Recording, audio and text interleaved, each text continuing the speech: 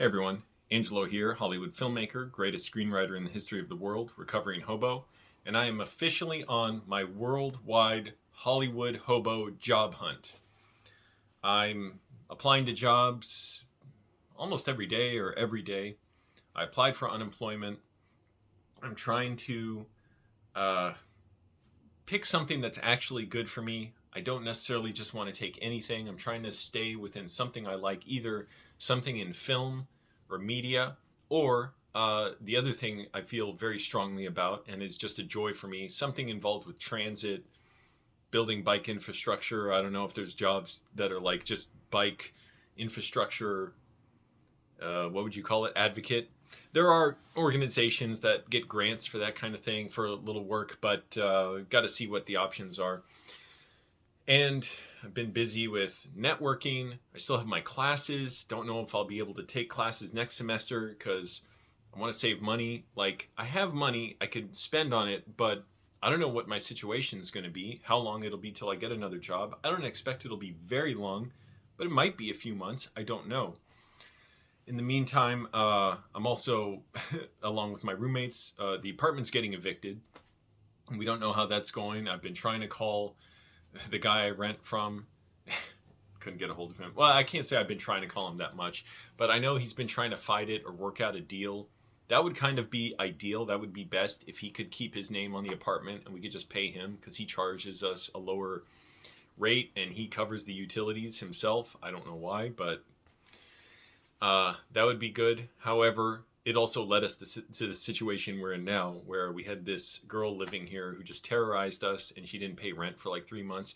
And other people in other units, the guy we rent from rents out, weren't paying him apparently, and so he was like, "Angelo, come on, I don't want to tell you my problem." So I'm like, "Dude, you got to tell me at least if you're not paying the rent. I was paying you." You know, he was making partial payments, I guess. So he got sued for eviction. He owes about $9,000, and at the very least, if he drags it out in court, we'll have 2 or 3 months, or maybe another month or two now, without having to pay rent before they actually take his name off the lease. And supposedly, the landlord and the property manager want to see if me and my roommates will take over the lease. Got to see what the terms are. I know they're going to want to jack up the rent. May be doable, may not be. We also have black mold in our vents that I would want to get cleaned, and I don't know how much of a hassle it'll be to do that. Like, I don't want to spring them on that on them right away necessarily, but I kind of do. Like, in terms of if they offer us a lease, say, okay, I'll sign a lease, but here's an issue. This has to be cleaned. Here's the law. You know, I don't want to be a jerk about it, but like, just be polite and say, look, I'd appreciate if you do this. If I pay someone to do it, you understand, like, I'll try and give you as much notice as possible, but I can withhold that from my rent, however much I pay them to clean this. And it's a lot to clean it. Someone told me, a handyman told me what you'd have to do. You'd have to get some stuff from a hardware store and bleach the vents and stuff. Because the other thing is, black mold can regrow. If the conditions are ripe for mold growth, it can grow. And who knows what else they would do. That's the thing. They can still try and illegally evict us. They can say, oh, well, you know, if I sign a lease and I move out, they say, oh, well, you put in this screw over here, and that is gonna make you forfeit your deposit or something. So I would kind of like to move somewhere else, but I don't know how likely anyone's going to be to want to rent to me while I don't have a job. Again, the good news is I have savings. If I absolutely must bite the bullet, it's like, okay, at least they'll be more probably amenable to me signing a lease here. Just because I've been living here. I know the property manager respects me. She gets along with me. Like, we've only talked like briefly, like once or twice. Actually, I think once in the halls. And she could see I'm super down to earth and just respectful to her. And the only other times I see her, I just say hi in the halls. But we've had all kinds of issues in our apartment where the rent not being paid was kind of the last straw, between noise complaints, partly the girl, partly my roommates getting drunk and yelling, playing music loud, the girl again causing lots of havoc, the police coming here in December 2021. And they came again when she was leaving. I wasn't here for that, thank goodness. I was in Santa Monica. But I'm also really having to make sure I save money now. So um, being pretty strict on my diet regardless. Like I'm not indulging now. Like, oh, woe is me. I got to eat, you know. Now it's like, no, I'm being as strict as ever, working out, riding my bike in the mornings, even though I don't commute to work now. I still want to get my workout in, keep my mind straight. And I went on a long voyage to the food bank yesterday, but I got this huge bounty of food. I just wish I could fit more in my bags for $35. $35 at Ralph's would be like 3 or 4 items, depending on what you get. I mean, it's very expensive. And I didn't have time to go to the food bank while I was working full time because it took 3.5 hours to ride my bike to the metro, get on the metro, go there, ride another 3.5 miles to the food bank, shop around for a while. I'm pretty hungry by that point, so one of my meals I ate there at the food bank. They have these pre-made salads that Ralph's or whoever donates if they don't sell them like the same day, but they're still good.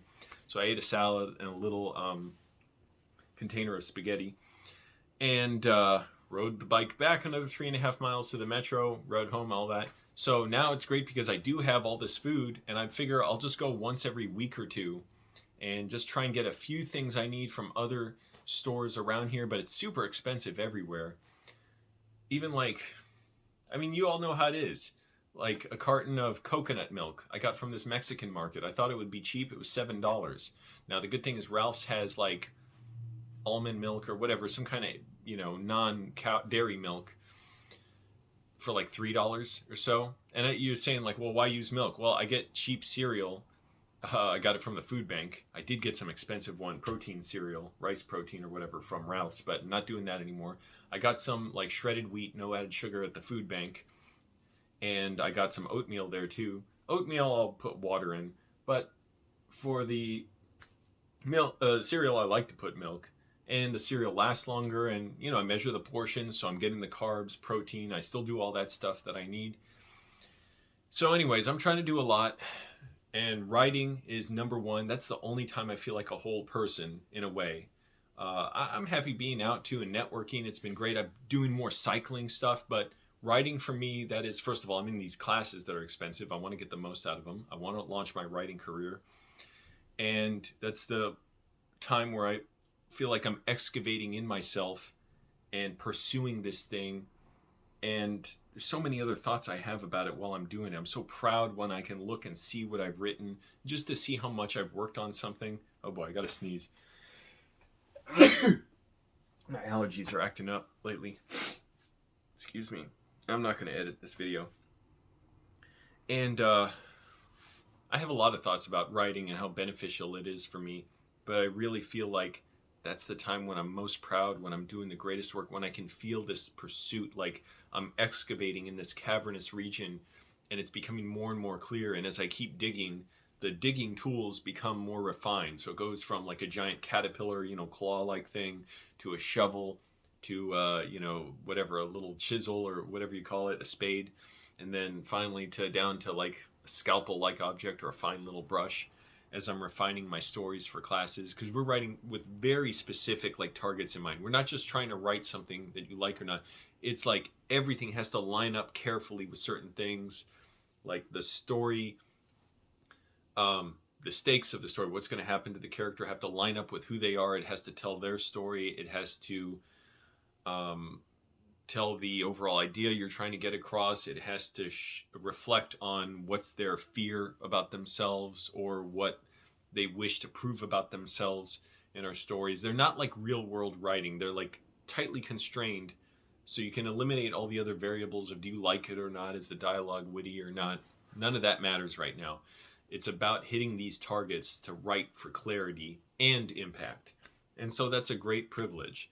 I don't know if I'll take it again. I don't know if I'll take the writing class next semester. I'll still keep working on assignments regardless and reading books. Let me show you some books I got. This is so cool. So I bought these before I got laid off. So John le Carre, because I just saw The Spy Who Came In From the Cold with, what's the actor's name? Richard Burton. It was awesome. The Night Manager, The Legacy of Spies, and Tinker Tailor Soldier Spy. I saw the movie. I loved it.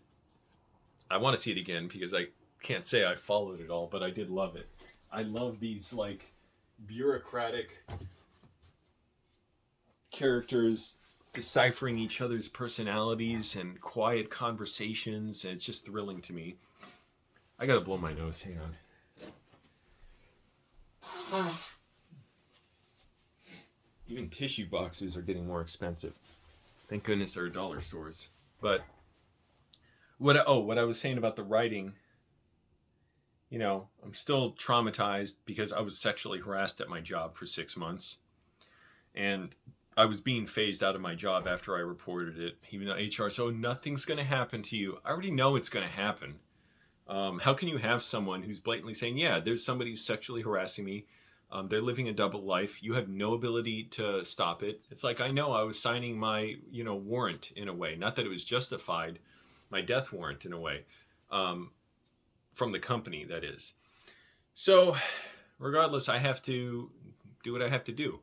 Network. So what I'm doing too is staying connected in the multimodal transport arena, meaning people who support cycling, biking, all kinds of transport other than cars, basically. So metro's a big one, buses, expanding those services, improving them, and creating bike lanes, bike paths, getting people out of their cars, easing the financial burden on people to travel so they don't need cars to travel. And in addition to everything else you can think of, streetcars, trams, what else? Skateboards, scooters, unicycles. I saw a guy on an electric unicycle. That was awesome. We went on a bike ride in Culver City. That was so awesome and like just enlightening and enriching and wonderful to go on these group bike rides.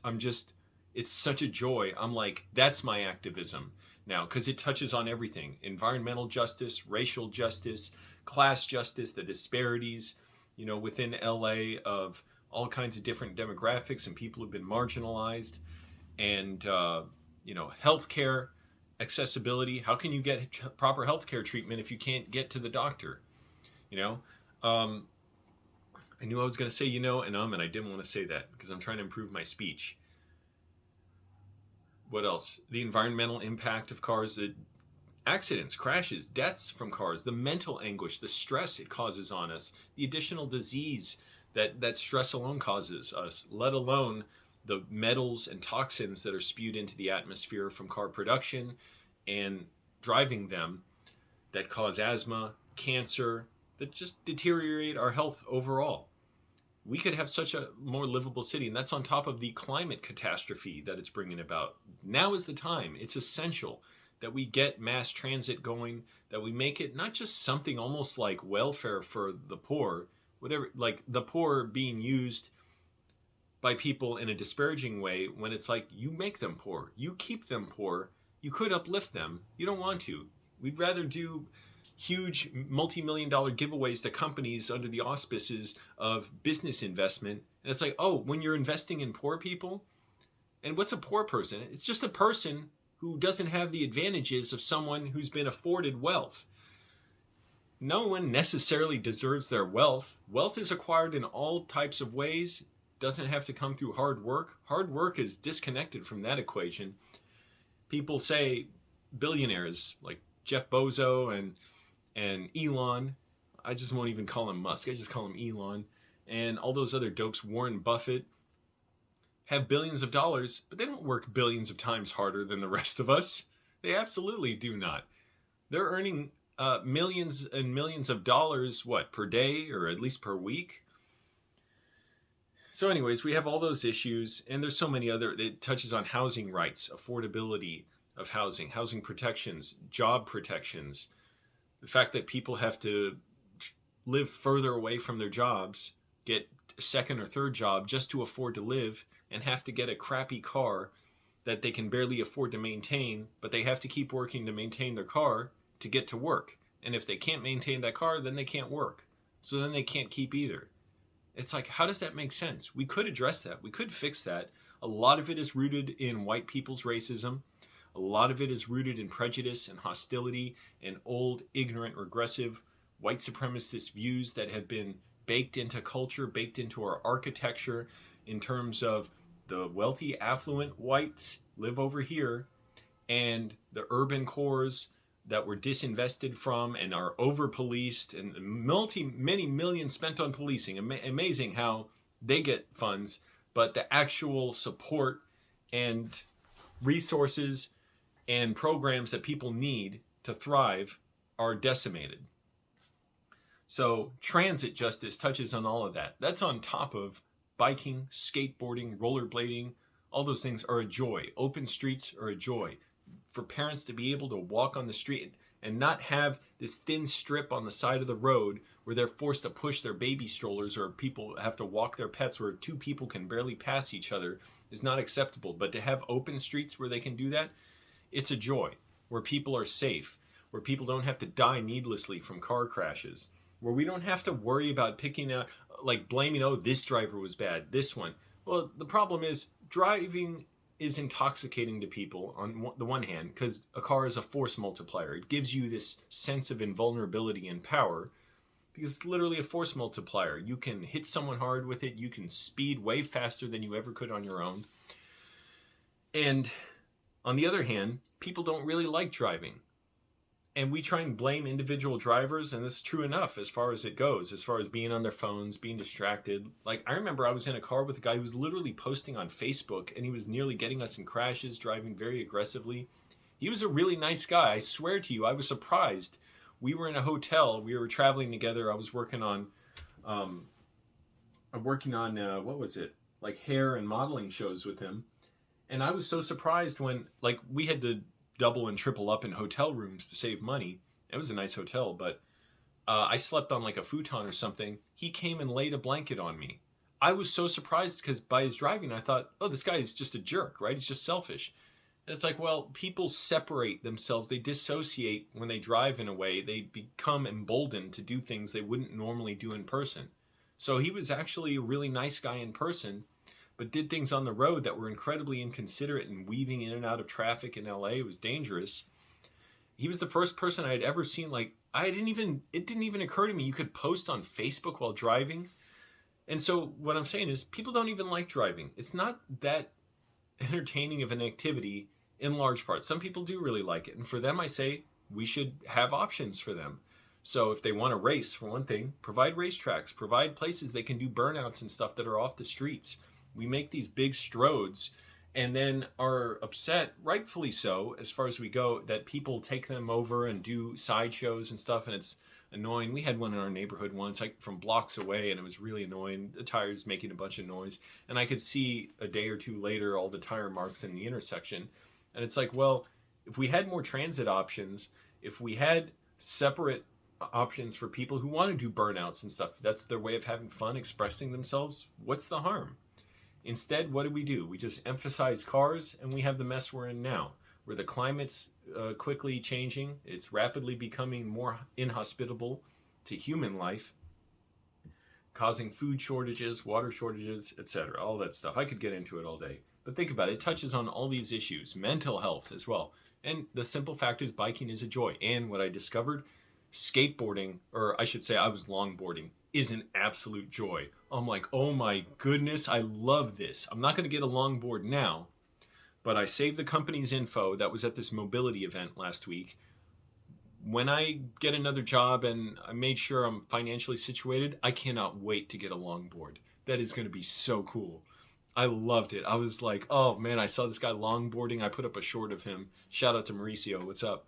And I'm like, this is so cool. This is amazing. I can't believe how much fun this is and what a good workout it is. So I'm going to go to more of those events, more of the mobility events. I want to be connected to people there, see if I can possibly get work. And in the meantime, like, I'm signed up for job postings and stuff online. I'm seeing what's out there. I'm not sure how much I'm a good fit for a lot of these jobs. I'd be willing to move. Certainly, there are a lot of neighborhoods in LA that are metro accessible. I want to be around the metro. I want to be in a dense area where I can walk around to the places I need, and where there's metro bike share as well, and buses. And I want to be able to keep taking my classes too. It's So right now I have classes in the early afternoon. That's another thing I got to tell jobs is like, yeah, for the next month they're in the afternoon. After that, I don't know. They don't tell us ahead of time because they have to work out the schedules too and see where they're going to have the most slots available for students. They fill up quickly.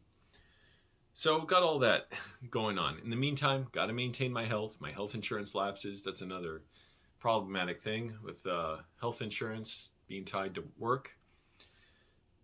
And the fact is, I'm pretty lucky in that, for one thing, being homeless trained me for this moment. Not just trained me, I was preparing that whole time I was being homeless for this moment right now. For one thing, to tell my story and empower everyone else, and to empower myself and to say, here's my story, I'll lay it bare for all of you. I was sexually harassed at work. I went through absolute hell. Being homeless was 100 times better. You can't even compare them. I'd much rather be homeless than go through what I did with that master manipulator at work. But that said, I knew this day might come, and doesn't make it okay, doesn't make it anything. It means I can't be petty, I can't be selfish. I have to think, how do I best empower everyone else? How do I become an asset to everyone else and use this as a level up to an even better thing? So much better than I could have expected, because I'm not going to be timid and hide what happened to me and not speak up about what I went through, but to say we should have workers' rights, tenants' rights, healthcare rights, racial justice, what's the word I'm trying to think of, where they make the payments back to people. I can't even remember the name. Yeah, I can't believe it's something with an R, but it's not like retribution. I can't remember. I swear I can't remember the name of the word right now. Okay. But anyways, I know I sound so ridiculous. I'm sure there's like 100 people seeing this who remember what the word is. Reparations. Reparations. I knew it was with an R. All kinds of issues. The fact that highways cut through like Boyle Heights, pollute the neighborhoods there, split up the city, and they're not even an effective way of getting people around. They cause crashes, death. The architecture there causes that. It reduces people's quality of life. You have higher rates of asthma, cancer, other diseases, lots more pollution. And the fact is, you're financially burdened by having to get a car to get around in a lot of places when metro should be a priority. Trains can be a joy to ride in if we actually treat them like something people should use, and not just like this handout for the poor, like, oh, those poor people, they can't get around any other way. It's a pleasure to get around. I understand why it's uncomfortable, though, for people to get around on it, because also we don't house people properly. We don't have proper mental health care, physical health care, drug treatment. People are traumatized. They're in crisis. And as a result, like, we failed everybody who doesn't have as much as the rest of us. So I'll be fine. I expect my proudest moments will be coming, and it's not because I'm better than anyone or anything like that. Just to me, I'm like cracking my back. The way to gain strength is through compression, or you could say through, like, how do you do it in a workout? What do you call it? Not just compression. It's not strictly resistance. So to overcome that, instead of saying, well, I'll let the resistance overcome me. So I've got to get to writing, to job hunting today, to reaching out to people. Got more mobility events to go to. I didn't know there were all these mass bike rides around here, group bike rides that I could go on. That to me is amazing. I love that. I'm going to go on these group bike rides. It's going to be such a thrill. There's going to be a bunch of them. I don't know. There's some I forget. Different groups do them. But I'm definitely going to be going on those, making time for those. That's going to be a thrill. So what a joy to do that. In the meantime, hopefully we keep our apartment as best as possible. And stay tuned. I knew my biggest challenges were still coming. I was thinking that the last few months. I'm like, things are going, even though I was in a lot of pain, many nights I couldn't sleep full nights, in anguish, absolutely traumatized by this guy sexually harassing me. And I thought, even for all that, like I'm just going at a steady pace and I'm improving on my own things, writing, and I'm never quite reaching my potential, but writing, exercise, dieting, being connected to people. I thought, my biggest challenges are still coming. Like this is too easy in a way. Not the sexual harassment stuff, that is not okay. But in terms of what else am I doing now to challenge myself, I'm like, the biggest challenges are still coming. So good. Like I'm here for them. So I plan on overcoming them. And in doing so, I want to sort of like turn myself out and let what benefits me benefit my neighbors, benefit the people around me, let it sort of spill out of me onto everyone else. So they realize, oh, they can do this too. So we don't all have to be scared to speak up when someone treats us poorly, or when our bosses exploit us, or when our landlords harass us, or when people every day just don't treat us right, or companies gouge us and lie to us and gaslight us and say, oh, what can we do? It's just inflation. We can't do anything. Oh, we got to lay off 1,200 workers. We got to do stock buybacks. We got to cut costs. Cut quality on our products. But we can still pay our executives handsomely. We can still reward them with huge stock bonuses. We can drive our companies into the ground and come away even richer than before. So don't be fooled by any of that. And more people, especially young people, but people of all backgrounds and ages and walks of life, are realizing this. It's just that we think, what can we do? We're trapped. If we say anything, we'll lose our jobs. We'll lose our health care. We even have it. Let's face it, most people don't. Or most people don't have quality health care. Don't have access to quality food. I can't believe how ridiculous the selections are at Ralph's. You got rows full of candy, rows full of sugar. Sugar? Soda. The soda has sugar in it. So much food is wasted. So much money is wasted on packaging and graphics. And you could keep it so much simpler and save money and pass the savings on to consumers and pay your store workers well and get rid of security. It's funny. I saw at Ralph's the other day, security guard turning away a guy who's looking pretty rough, and his shoes were torn up. And he said, hey, you can't come in here with those shoes. You could see his feet. And for one thing, I thought, oh, that's funny. I used to have torn up shoes when I was homeless, and I put it on video. I would put out all my shortcomings and issues I was dealing with on video when I was homeless. But not just that. I thought, okay, if you can't let him in, put the food outside. Put the stuff that you aren't going to sell or you want to give away, put it outside and let people take it. And don't even discriminate, oh, are they rich, they're poor, whatever. You know what? Work on that at the policy level, with the policymakers. Ralph's and all the other grocery chains out there, which are owned by what? 2 or 3 companies? Or the food distributors are owned by a handful of companies. Work on that with the policymakers, how to make sure the poorest no longer are poor. That there is no longer a poor class or lower class. But in the meantime, if you can't let them in, fine. I understand you can't give them all clothes and stuff right then. Put the food outside that people can just take for free. Instead of paying tens of thousands of dollars a year for multiple security guards they have there. I'm you could just take that money, invest it in your food, put it as a tax write-off if you wish. I think those companies should probably pay higher taxes and give it away to people. So anyways, that's what I'm thinking is don't let this stop me or get me down. Let it embolden me to do the best that I know of and to keep figuring out the best. There's never any one best. You can look at problems from multiple angles.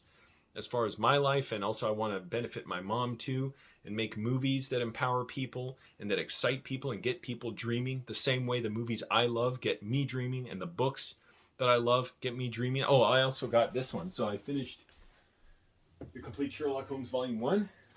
I just got The Complete Sherlock Holmes Volume 2. And by the way, I recommend everybody out there buy books on Better Books World, I think it's called. I forget the name now.